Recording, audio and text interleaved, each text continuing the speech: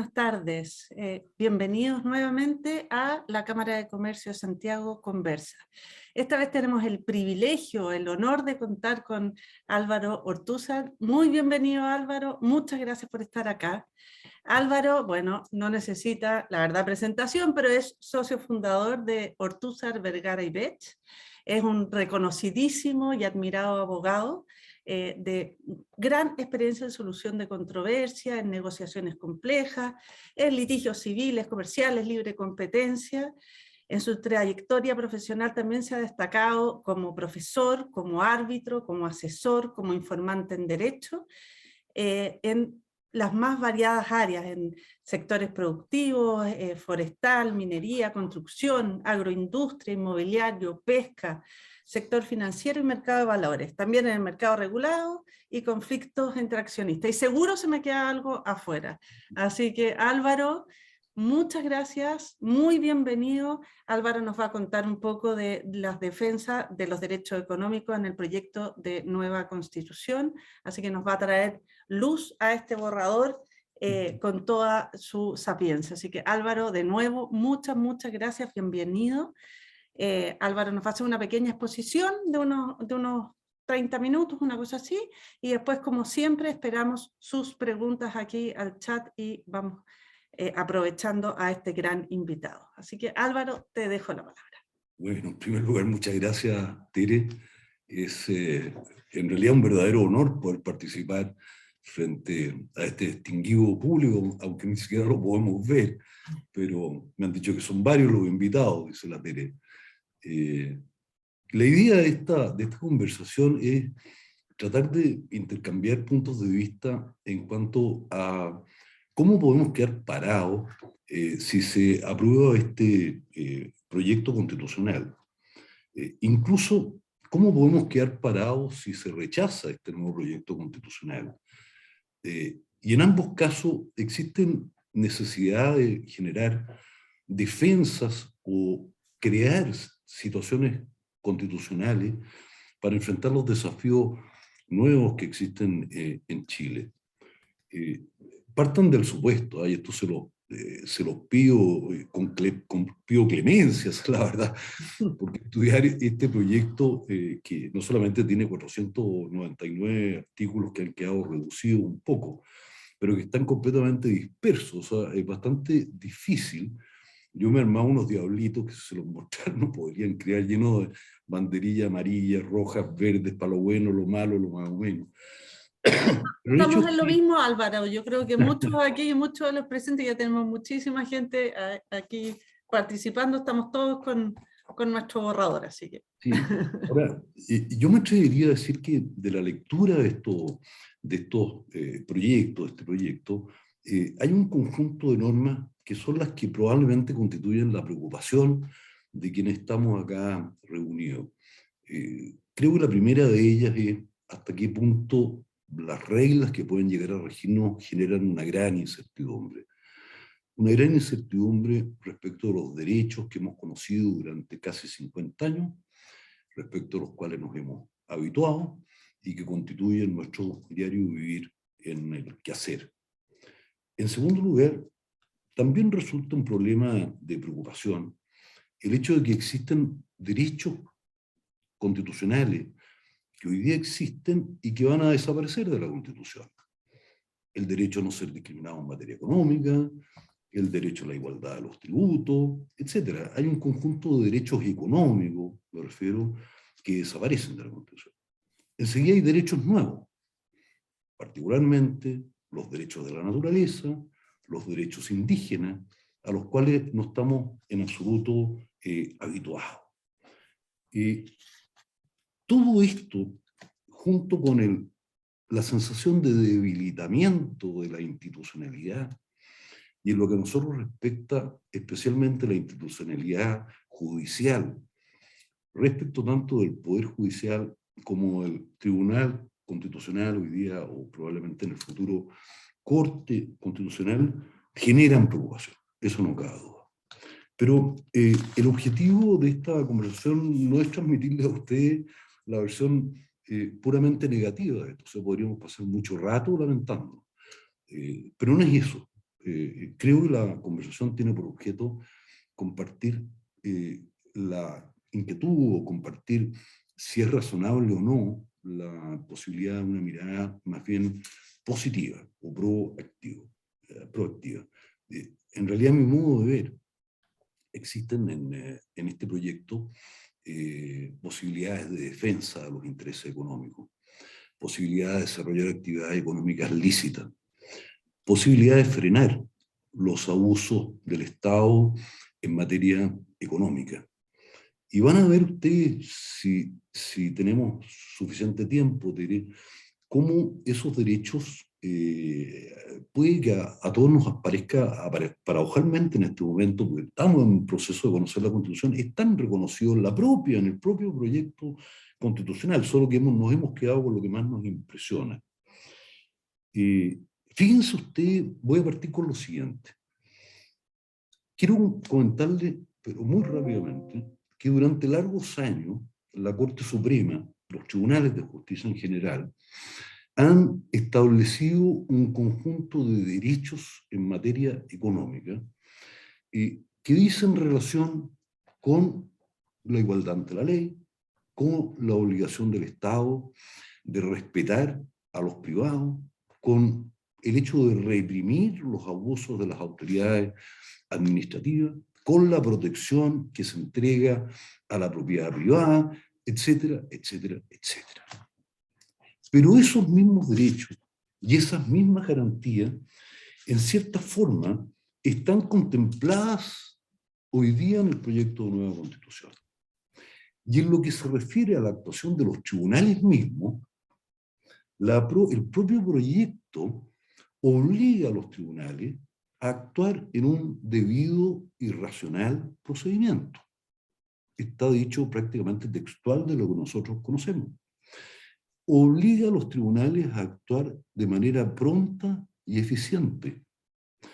Obliga a los tribunales a defender las garantías constitucionales, particularmente cuando son infringidas o perturbadas, privadas o amenazadas. Obliga a los tribunales a ser imparciales. Obliga a los tribunales a actuar de modo tal que todas y cada una de las garantías que están establecidas o quedarían establecidas en la Constitución protegen a las personas por igual. Es decir, lo que nosotros podríamos creer que es algo que podría ser parte nada más que del pasado, resulta ser que bien leído el proyecto constitucional puede o va a formar parte eventualmente de la Constitución que nos regiría para el futuro. Entonces, cuando uno ve, para entrar en materia, los grandes problemas teóricamente que uno podría enfrentar, a continuación nos vamos a referir a la manera en que esos problemas efectivamente se podrían solucionar. El primero, desde luego, consiste en esta tensión, ¿no es cierto?, que puede existir entre el derecho a desarrollar actividades económicas lícitas, por un lado, que pertenecía o pertenecería nada más que a los particulares en el pasado, para hablarlo así, y el nuevo derecho que se crea, que consiste en que el Estado participa de las actividades económicas. De hecho, el proyecto dice que el Estado participará en las actividades económicas. De modo que este derecho de vivir que tiene el Estado, la pregunta es si el Estado va a arrollar o el Estado va a participar. Y en el caso de participar, si lo va a hacer en igualdad de condiciones que los particulares, o lo va a hacer de otra forma. Y si lo va a hacer en igualdad de condiciones que los particulares, ¿quién va a garantizar que eso va a ser así? Eso es un poco la pregunta más, creo yo, la más elemental. Porque si nos quedamos en situaciones teóricas, no vamos a llegar a ningún lado. Uno dice, a ver, pero muéstrame cuáles son las herramientas para que lo suyo no queden puras declaraciones de principio. Es muy complejo ahí, Álvaro, porque ¿cómo puede el Estado participar en igualdad de condiciones que un particular cuando el Estado no es un particular y el Estado tiene cierta maquinaria que puede utilizar? Ahí vamos a ir preguntándote ahí cómo lo vamos a hacer. Dame un minuto para llegar a eso. Déjame plantear un poco con qué nos podríamos encontrar en la aplicación de este proyecto constitucional. Ujú. Yo creo que hay un segundo aspecto que es muy importante, que nos atañe a todos, digamos, que es en relación con el derecho de propiedad y la posibilidad de ser el día de mañana expropiado. Y aquí hay dos temas que son bastante claves, ¿eh? Uno es el derecho de propiedad que tenemos todos respecto a nuestros bienes, en que el proyecto constitucional, yo espero que sea lícitamente un desajuste que se puede arreglar, aparentemente es una contradicción. Eh, Cuando se refiere a la expropiación de los bienes, señala que el pago debe efectuarse previo a la toma de posesión material del bien. Pero al mismo tiempo señala que de no existir acuerdo en el pago, este se va a discutir en un tribunal que va a tener que resolver acerca de la modalidad del pago.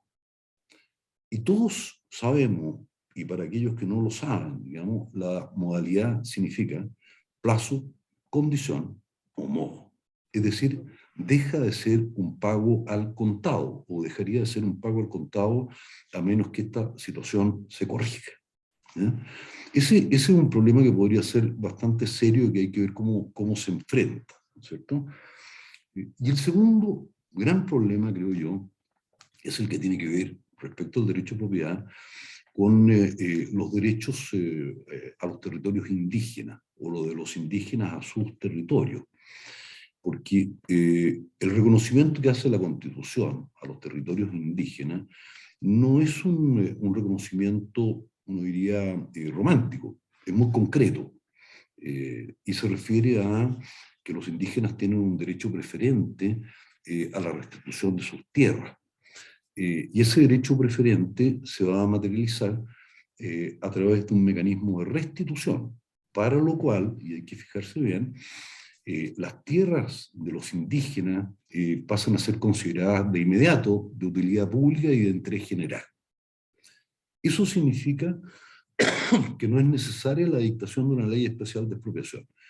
Las leyes especiales de expropiación siempre tienen que tener como fundamento el interés general y la utilidad general. Pero si ya viene declarada en la Constitución, no necesitan de una ley. Bastaría entonces un mero acto administrativo. Y aquí viene lo que es preocupante. Ese acto administrativo consistirá, de acuerdo al propio proyecto constitucional, en la elaboración de un catastro. Y ese catastro equivale a lo mismo que un certificado de expropiaciones, para decirlo muy sencillo. Y por lo tanto, el impacto que tiene eso en el valor de un bien, que ya se sabe anticipadamente que va a ser expropiado porque figura en el catastro, puede ser bastante grave. ¿Hay defensa contra eso? Yo creo que sí. No por el lado del derecho de los pueblos originarios a tener sus tierras, pero sí respecto a la arbitrariedad en el catastro mismo, la arbitrariedad en su aplicación. O sea, esto no es llegar y armar una lista con personas que dicen ser dueños ancestrales de un bien. Esto tiene que tener la seriedad suficiente y equilibrada como para que una persona que declara tener derecho a un bien tenga la entidad suficiente ese derecho como para privar a otro de un bien. Esa es la manera, disculpen, de equilibrar los derechos. Hay un tercer punto que creo yo, o cuarto punto que creo que es importante que se lo comente, porque atañe a una actividad muy importante en Chile, que es la actividad de la construcción. Existe en el proyecto constitucional, yo lo voy a llamar un estatuto de la vivienda. El proyecto habla del estatuto de la vivienda digna. Todos compartimos la idea de que exista una vivienda digna. No, eso sin duda. Desde luego, ¿no es cierto? Pero hay dos reglas del anteproyecto que no dejan de ser un poco preocupantes, digamos. La primera de ellas establece que el Estado debe preocuparse de evitar la especulación en materia de adquisición y venta de las propiedades.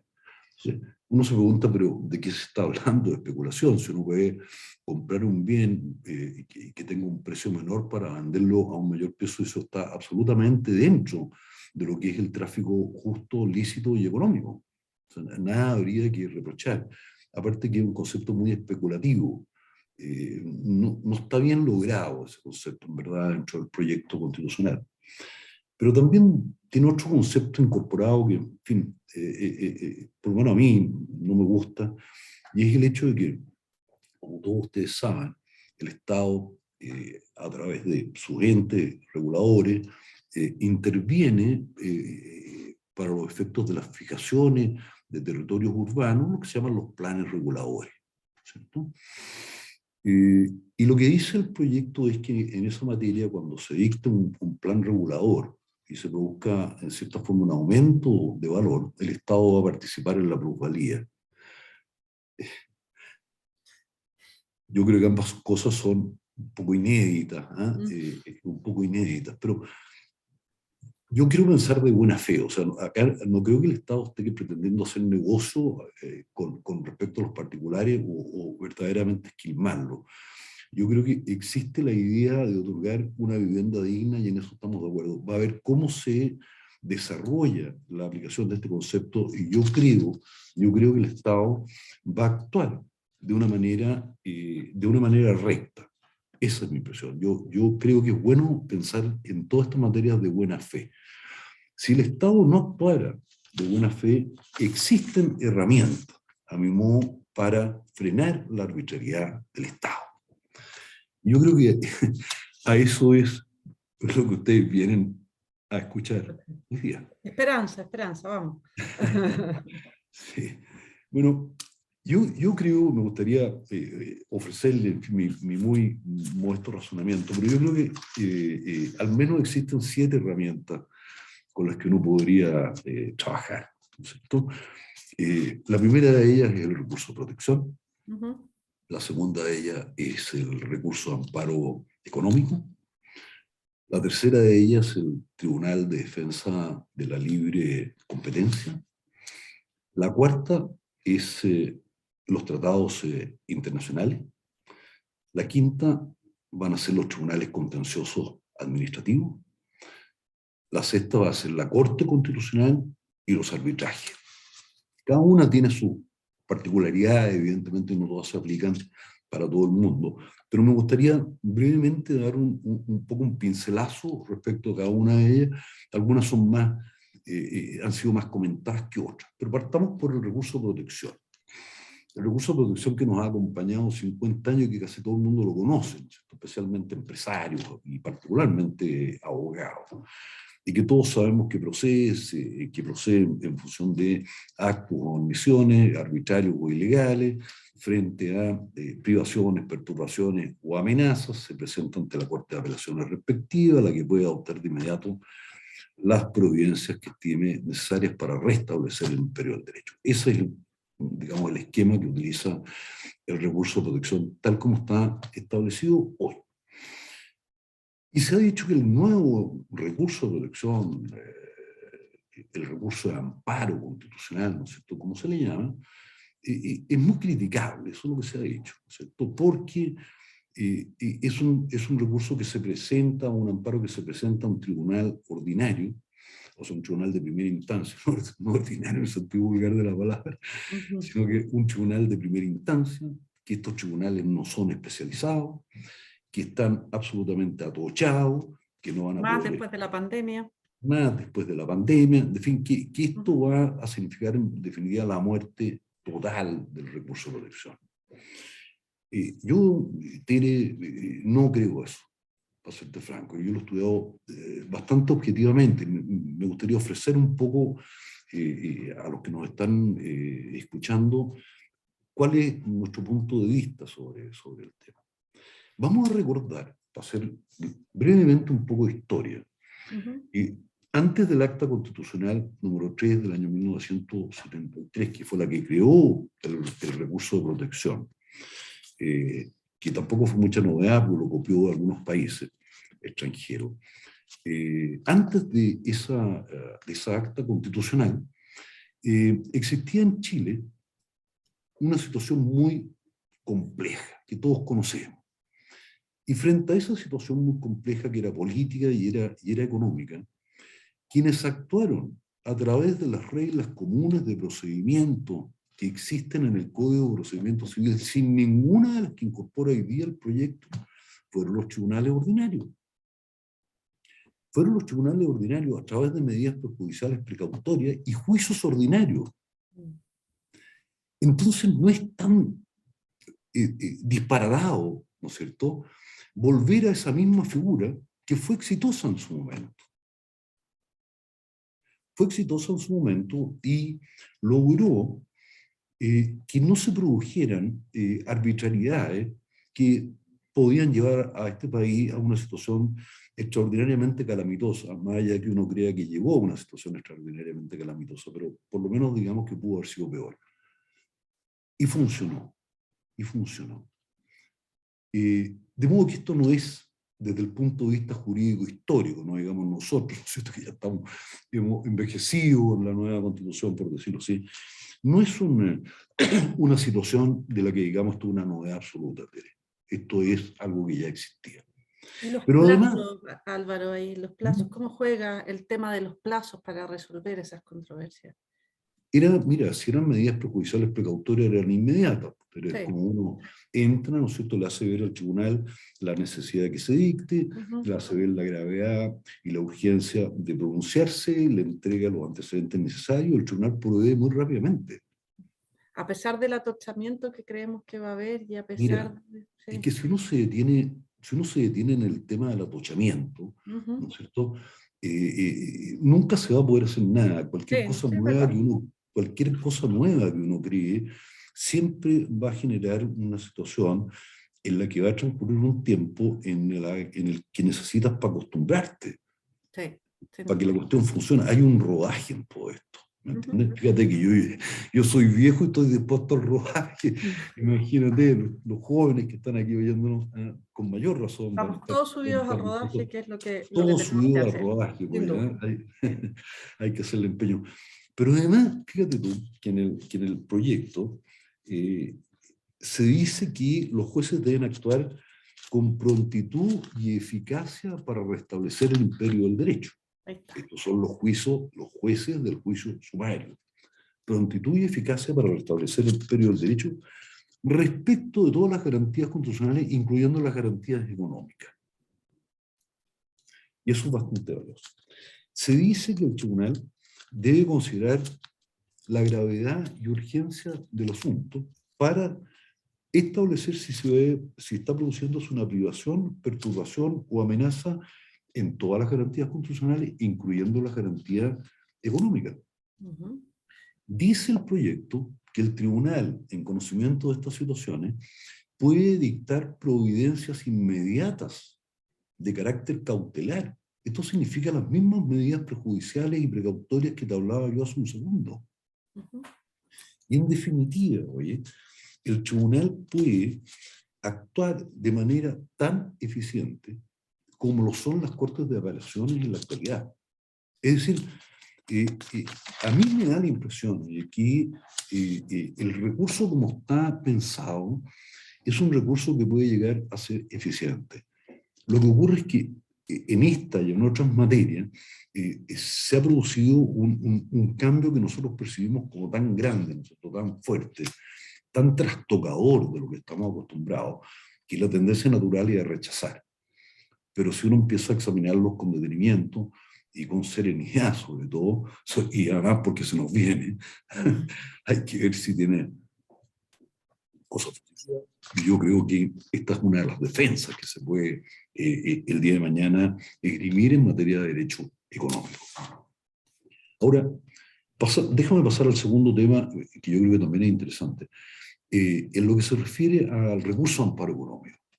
Yo he oído colegas, en fin, que comentan, y te reconozco que yo al principio también lo pensaba igual, el recurso de amparo económico se extinguió. Este es un recurso, para recordárselo a quienes no son abogados, que se estableció en forma explícita nada más que para la garantía constitucional del derecho a desarrollar actividades económicas lícitas y particularmente para defender a los privados de la incursión del Estado en actividades económicas. Por lo tanto, de los dos incisos que tenía el artículo 19, número 21, que consagra la garantía, fundamentalmente estaba dirigido al inciso 2, a la participación del Estado en la economía. ¿Qué es lo que ocurre ahora?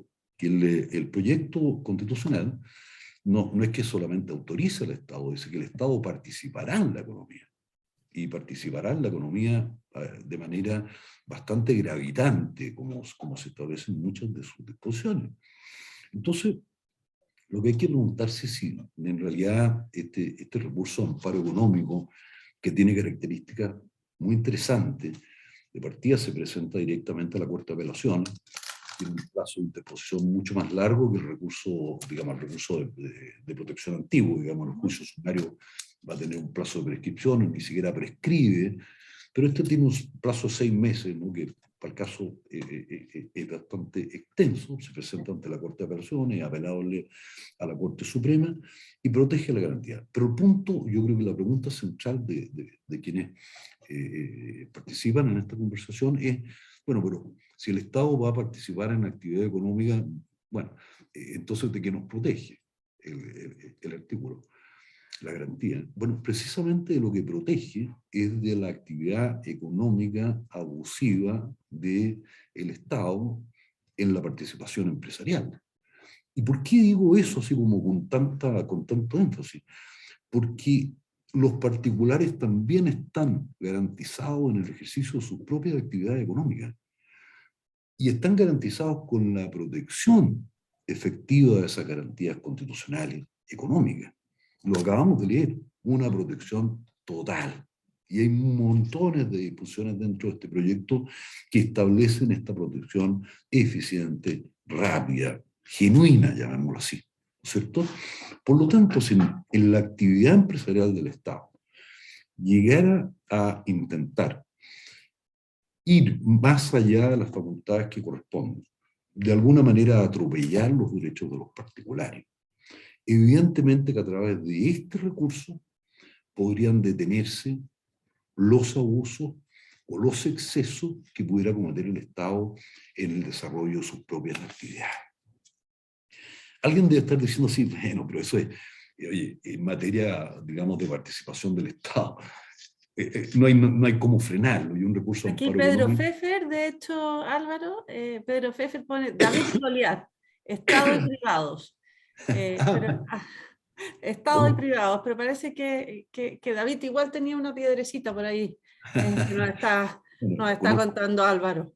conozco mucho a Pedro, si está por acá le mando Ahí un saludo está. muy especial y mi gran admiración además como profesor.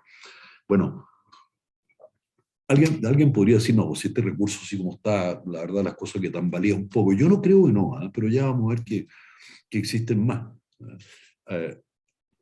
A mi modo de ver, uno de los que va a cobrar o puede cobrar la mayor importancia en esta materia de libertad económica y defensa de la libertad económica es el Tribunal de Defensa de la Libre Competencia. Lo digo porque, fíjense ustedes que el Tribunal de Defensa de la Libre Competencia hace un debut constitucional.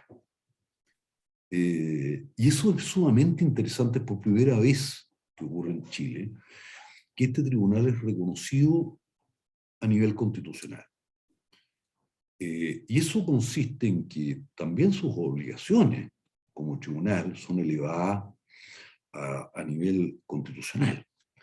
Y desde este punto de vista, lo importante, a mi modo de ver, es que el tribunal está facultado para imponer sanciones por abusos en materia económica, abusos de mercado, abusos de posición dominante, abusos de posición monopólica, sea que incurran en ello los particulares o el propio Estado. Tú me puedes preguntar, ustedes podrían preguntarse si existen precedentes en el Tribunal de Defensa de la Libre Competencia respecto de materias como esta. Hay precedentes en que el Tribunal de Defensa de la Libre Competencia, particularmente en materia de licitaciones y otras materias más, ha detenido, ha frenado o ha reprimido actuaciones abusivas del Estado. Es decir, no le va a temblar la mano si se trata de reprimir un abuso o una discriminación por parte del Estado en esta materia. Además, la Constitución dice, o el proyecto constitucional dice, que protege el funcionamiento eficiente de los mercados. Lo dice con todas sus letras. Y el funcionamiento eficiente de los mercados significa que el Estado no puede intervenir en la economía de modo de alterar o afectar la eficiencia en un mercado.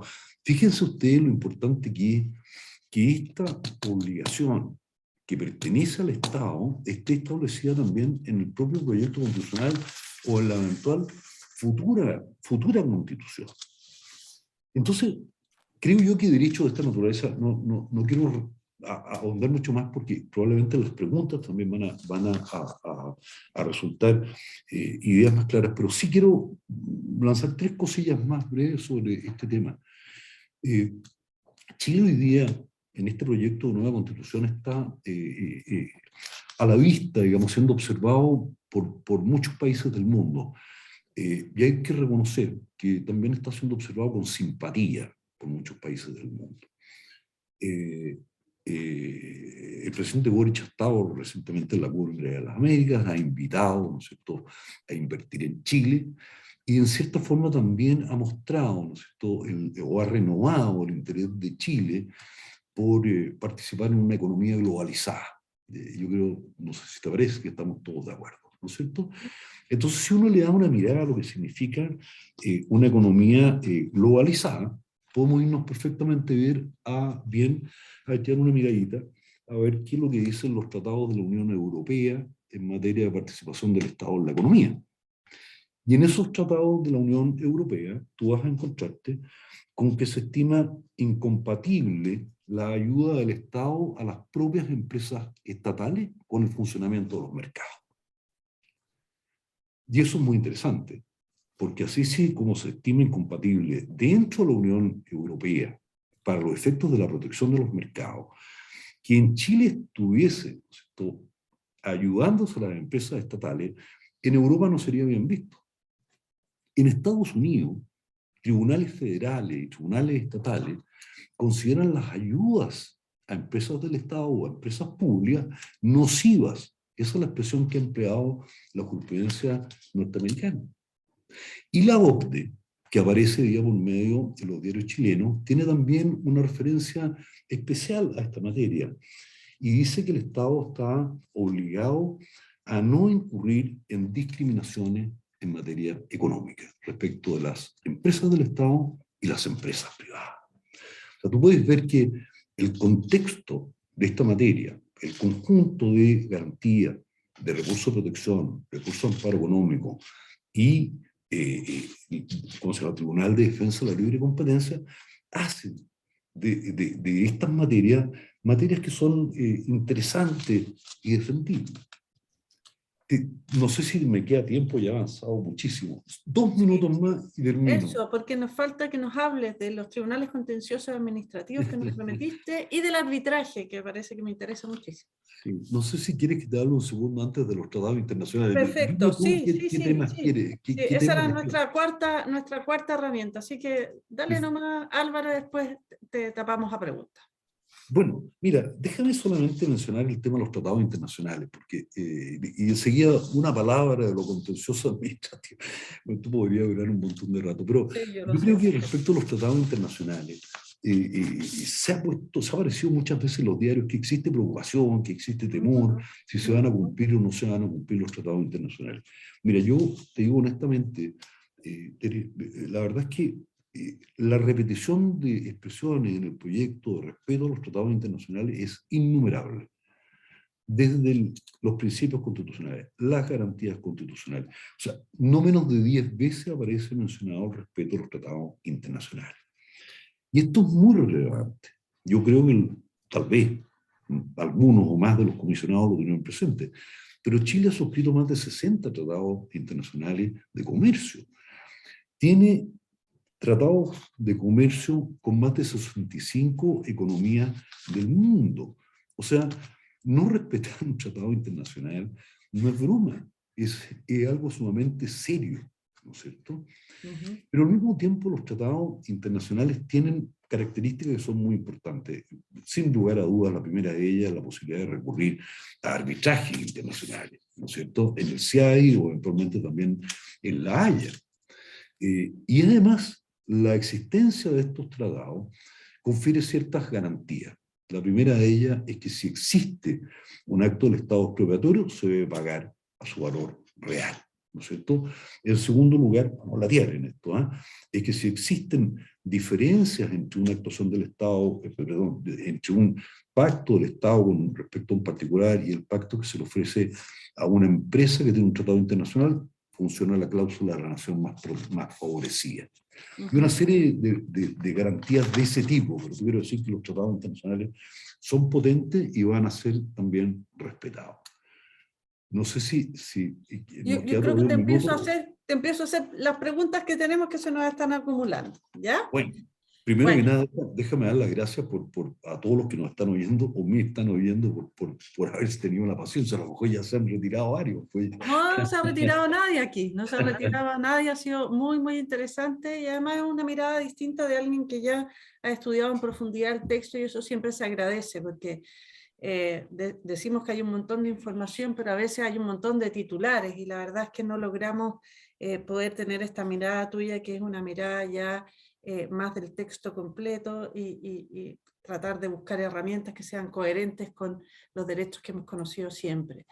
Acá, Daniel Ortúzar dice, Mira, históricamente el Estado ha ayudado a sus empresas y cree que en el futuro puede no ser distinto. No sé si tienes una opinión de esa o es simplemente, bueno, una preocupación más bien de Daniel. ¿Sí? me Camilo preocupa. Aravena, perdón, ¿Ya? Camilo Sí, sí. Aravena te pregunta, ¿qué opinión tiene del Consejo de la Justicia? Yo te iba a hacer la misma pregunta. Órgano que será quien designe y evalúe a los jueces, los cuales a su vez tendrán que resolver los recursos a los que está haciendo referencia. De antemano, muchas gracias, dice Camilo. Yo también le doy la gracia. Ahora, mira, yo habría traído el tema del Consejo de la Justicia si hubiera estado en un debate político, eso es la verdad. Porque evidentemente si tú ves cómo se compone este consejo, hay 8 miembros que nacen, tienen un origen de carácter político. Es verdad, yo opino que lo hubiera hecho distinto. Tampoco le tengo miedo, o sea, yo creo que este país no se volvió loco, Tere. Mm. Si eso es así, la verdad es que llamamos a la Melania, porque no hay otra forma de resolverlo. Y si pasamos a ser un grupo arbitrario que designa a los que queremos, a los amigos, ¿no es cierto? Y cosas por el estilo, estamos fritos. Yo creo que está mal diseñado. Creo en definitiva que si actuamos de buena fe va a funcionar, es mi impresión. No quiero ser tan polite, no me gusta esa parte. No, no, por supuesto. Yo creo, yo tengo una preocupación muy grande también con ese Consejo de la Justicia, pero creo también en una actitud más fiscalizadora de las personas, una actitud también más proactiva de las personas y a tratar de hacer eco de los problemas que está habiendo en la aplicación de las normas. Así que creo que eso es un riesgo, es un peligro, va a ser difícil, pero por otra parte tenemos una ciudadanía más empoderada, no solo una parte de la ciudadanía más empoderada, sino que todos yo creo que ya entendimos que tenemos que ser actores más activos. Tomás Casamayor dice, si por alguna razón en alguna industria, a juicio de alguna autoridad regulatoria o autoridad económica, no hay un mercado eficiente, el Estado puede intervenir ya creando un competidor, regulando el precio o generando multa. A ver, el Estado va a tener el derecho de actuar, como lo dije hace un momento, con el objeto de hacer que el mercado sea eficiente. Supongamos que la industria objetivamente no es eficiente, el Estado podría llegar a introducir correctivos. Pero no en el caso de una industria que está funcionando eficientemente. O sea, el Estado, creo que lo mencioné hace un rato, no puede alterar los mercados. Está obligado a actuar desde el punto de vista económico casi como si fuera un particular. No pueden existir beneficios. No sé si eso contesta la pregunta. Sí, yo creo que la No, contesta, pero ¿quién va a determinar si el mercado es eficiente o no? Eso yo creo también. depende de la sede donde se produzca la discusión. Yo creo que va a ser una sede de libre competencia, Sí, que es la natural para discutir una cuestión así. así creo yo también. Acá hay unas felicitaciones que dicen gran seminario, claro, con este invitado, cómo no, así que Enzo ahí te felicita. Debe ser un pariente mío, oye. No, no creo. Después, Diego, Tengo por ahí unos amigos que están sí, haciendo. están por ahí, sí, pero están calladitos. Esto no, yo los conozco y no son los parientes. Diego Fuentes pregunta, ¿cuál es su visión sobre las reformas a la judicatura y si eso debilita o no la tutela efectiva de los derechos? Bueno, habíamos conversado un poquito de eso, ¿no? Sí, lo hemos conversado. Yo creo que en alguna manera uno puede pensar, de alguna manera puede pensar que hay un cierto debilitamiento de la judicatura. Yo creo que en los tribunales ordinarios no hay tal debilitamiento. Ya acabo de mencionar al principio la cantidad de facultades y obligaciones que tienen. Yo creo que existe un cierto debilitamiento en lo que hoy día se va a llamar la Corte Constitucional. Y particularmente en lo relativo a la facultad, digamos, preventiva respecto de proyectos de ley de carácter inconstitucional. También debo decir, porque tengo que ser franco en esto, que este es un debilitamiento que siempre es opinable. El Congreso piensa que el Tribunal Constitucional se transformó en una tercera cámara, todos recuerdan que era así. Y hoy día establece que la Corte Constitucional tiene que respetar el principio de deferencia. O sea, eso significa que tiene que ver que quien ha dictado la ley es el Congreso, que ha sido nominado por el pueblo para eso.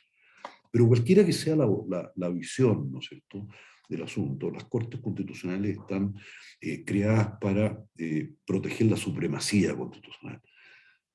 Mientras más se respete la supremacía constitucional, mejor. Ese es mi punto de Más vista. certeza. Más certeza jurídica. Exacto. Macarena Letelier pregunta, ¿cómo conversa el estar incentivando inversionistas extranjeros a venir a Chile si se está prohibiendo, por otro lado, el arbitraje contra el Estado? Esa sí que es una pregunta interesante. Sí, como todas las que hace Macarena Letelier. Como todas las que hace la Macarena, efectivamente. Mira, no voy a contestar con las normas transitorias que van a mantener los arbitrajes vigentes, desde luego. Pero la única respuesta que cabe a esto es que van a existir en su lugar los tribunales contenciosos administrativos para resolver estas diferencias entre particulares y el Estado. Y creo, lo digo honestamente, que es una muy buena noticia. Chile lleva esperando 150 años que se creen los tribunales contenciosos administrativos. Ahora existe un mandato para que la ley los cree con un plazo limitado. Cuando eso se cree, van a ser tribunales que van a resolver estos problemas. Y yo creo que lo van a resolver también con eficiencia, no con una mirada discriminatoria o algo por el estilo. De modo que contestando derechamente la pregunta, es verdad, no van a existir los arbitrajes en los que intervenga el Estado, pero van a haber en sustitución de ellos tribunales contenciosos administrativos que van a tener la facultad de resolver esos conflictos. Claro, sí. Lo que preocupa es la cantidad de nuevas instituciones que se van a crear cuando llevamos, como dices tú, 150 años esperando que se creen los contenciosos administrativos. Estamos Sí. un poco preocupados por esa cantidad de instituciones ahí. Acá, Enrique Ortúzar de nuevo.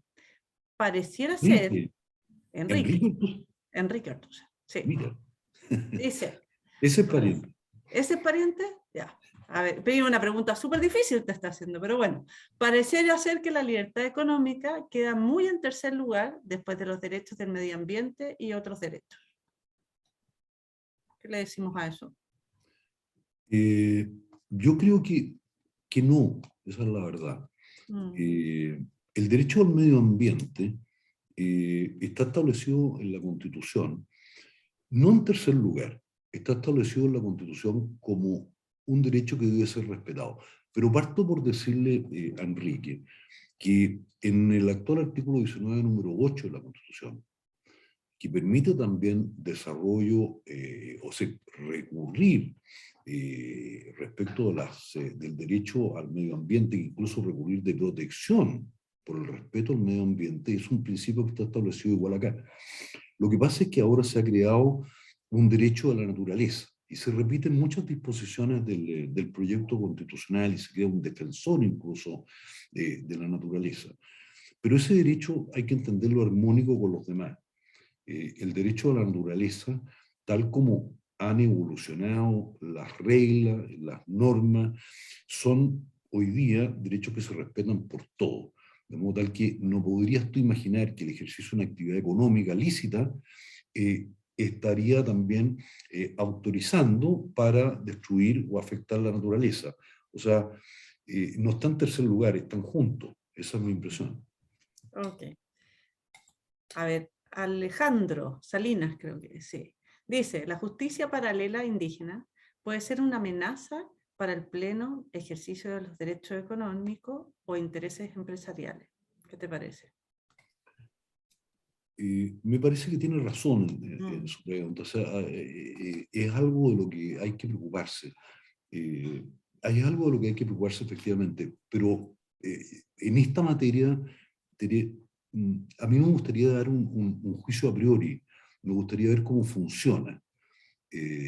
Cuando uno lee las normas que hablan de la justicia indígena, la plurinacionalidad, la pluriterritorialidad, etcétera, etcétera, en verdad, a primera vista queda bastante preocupado, bastante pasmado, por decirlo así. Pero hay que ver cómo funciona. No te olvides tú que en materia de justicia, la Corte está obligada a actuar de modo tal que no se vulneren los derechos de los ciudadanos. O sea, no hay derechos indígenas que están por encima de los derechos de los demás ciudadanos. Deben respetarse por la Corte. Esa es la convicción que yo tengo. Excepto, tú podrás decir, pero cuando hay derechos de los indígenas garantizados por la Constitución, bueno, pero que están garantizados por la Constitución, ¿cómo podría una Corte modificarlo? Pero cuando dice derecho preferente a tierras. Bueno, eso es lo que está establecido en la Constitución, derecho preferente a la tierra. Yo no sé si la expresión... Parece ser un supraderecho, ¿no? Parece ser un supraderecho, pero yo no sé preferente respecto de quién. Lo que la El Constitución resto de los tendría que mortales, haber... ¿no? No, pues sí, el derecho preferente, no, saquemos la palabra preferente para entendernos. Derecho sobre la tierra. Derecho sobre la tierra hoy día es de propiedad de otro, ¿no es ¿Sí? cierto? ¿Cierto? Respecto al cual hay que expropiar. Entonces, si tú dices preferente es cuando tú tienes una cola de dos personas y dices A primero, B segundo. Aquí no hay ninguna preferencia, es A nomás, que es un señor de un pueblo originario, que supongamos que acredita, que tiene derechos sobre ese territorio. Porque si no lo acredita, en obstante que aparezca en el famoso certificado de expropiación, ese acto expropiatorio administrativo no vale, es nulo, esa es la impresión que yo tengo. ¿Okay? Acá Enzo, que te había felicitado, dice, jaja, no somos parientes, ¿ves? Yo sabía eso. Y acá tengo un amigo que dice felicitaciones a la moderadora de Pura Buena Persona. Muchas gracias, José. Acá más felicitaciones, Álvaro Tomás Casamayor, que dice muy buena exposición, me quedan claras las respuestas. Pedro Pfeffer, de nuevo, pregunta, ¿cómo ves la privacidad de las personas frente al Estado? ¿El derecho a la privacidad? Sí. A ver, yo voy a contestar lo mismo que Ascanio Cavallo cuando le hicieron una pregunta complejísima. No sé, no sé. La verdad es que en esa parte del proyecto no me he metido, no sé, no sé. Okay. Diego Perdón, Fuentes te dice, perdón, pero... felicitaciones, gran seminario, cuesta encontrar exposiciones con esta profundidad y la mirada práctica. Estoy total y absolutamente de acuerdo con eso. Más felicitaciones para acá. Dice, muy necesario que las personas se informen los efectos de este documento.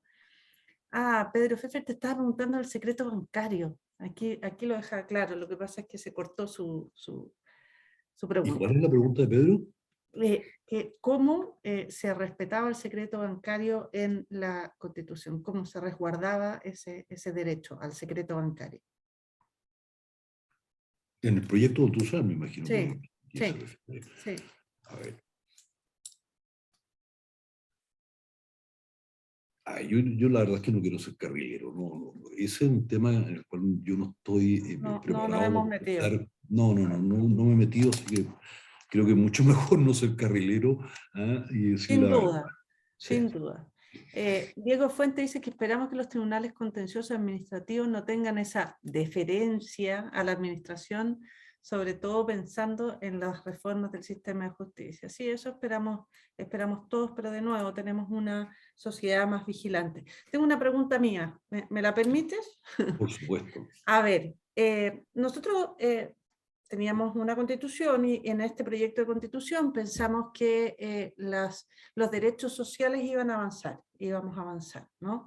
Y por otra parte tenemos aquí también una agenda plurinacional que nos complicó un poquito, al menos la cabeza de algunos, en este proyecto. Pero ¿hay alguna norma? Yo tengo una que te voy a contar que me gusta, ¿eh? Pero ¿hay alguna norma nueva que tú consideres que es un aporte para avanzar, que nos hacía falta en la protección de los derechos económicos?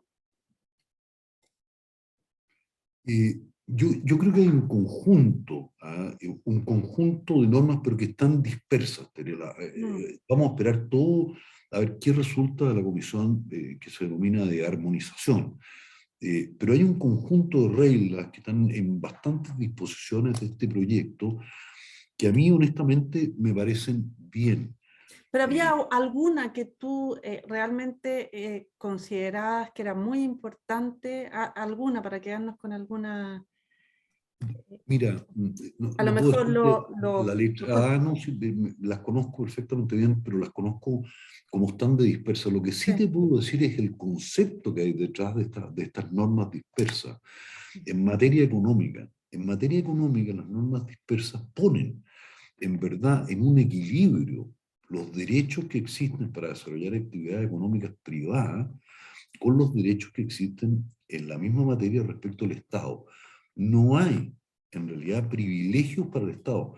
Lo que pasa es que, al menos yo al principio me asusté, yo no soy una persona que está acostumbrada ni me gusta el Estado en la economía, esa es la realidad.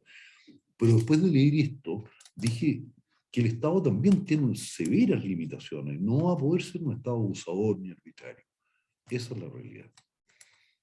Muy bueno. Oye, ¿qué te iba a preguntar? Yo te iba a decir una que a mí me gusta bastante, que es que el Estado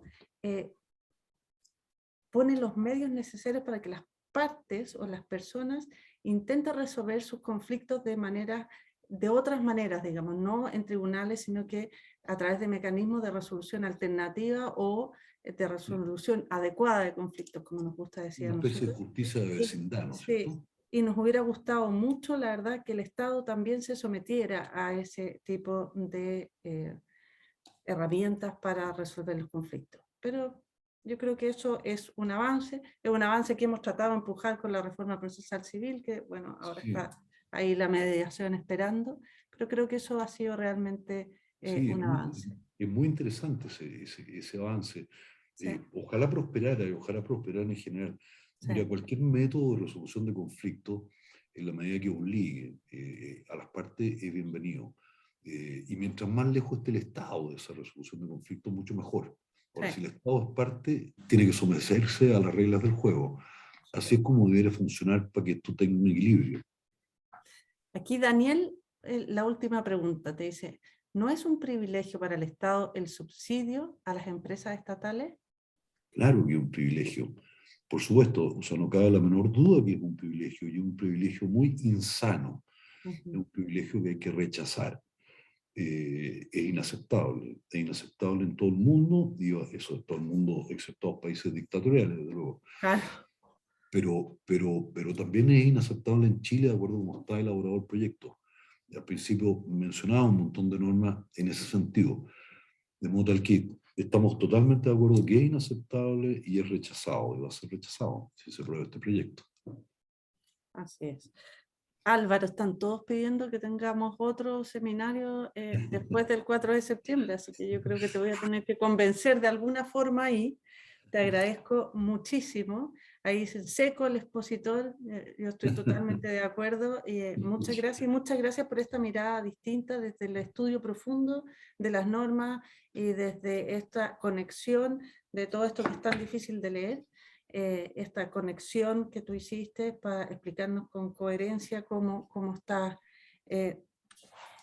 tratado el tema de la defensa de los derechos económicos en este proyecto. Así que muchísimas gracias. Muchas gracias a ti y a todas las personas que han estado Sí, escuchando, muchas gracias a todos. Tuvimos con toda una paciencia. súper convocatoria, así que muchas Qué gracias bueno. a todos y los estamos esperando en una próxima oportunidad, en otra conversación con otro destacadísimo, también invitado aquí, igual que Álvaro. Así que muchas Gracias. gracias. Listo. Nos vemos. Adiós. Adiós.